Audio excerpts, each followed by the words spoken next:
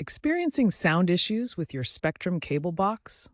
Let's troubleshoot the audio output step by step. First, confirm your audio output connections. Spectrum boxes primarily use HDMI for digital audio, supporting advanced formats like Dolby Atmos and DTS:X. If you're using an older setup, you might have an optical Toslink cable.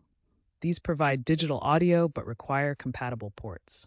New Spectrum models rarely use analog RCA outputs, but if you have them, ensure the red and white connectors are properly inserted.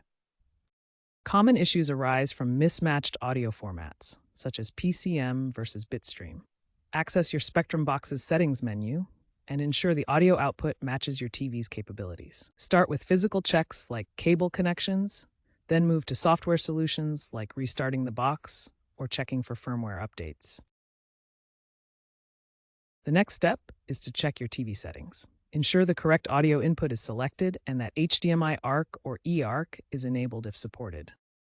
The HDMI handshake is crucial for proper communication between devices. A failure can mute the sound.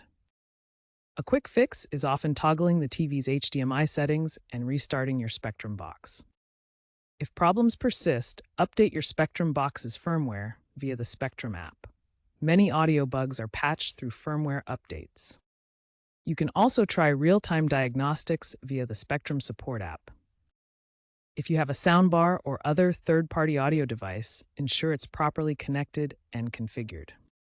For persistent issues, Spectrum's AI-powered troubleshooting tools and voice-commanded fixes via Alexa or Google Home might help.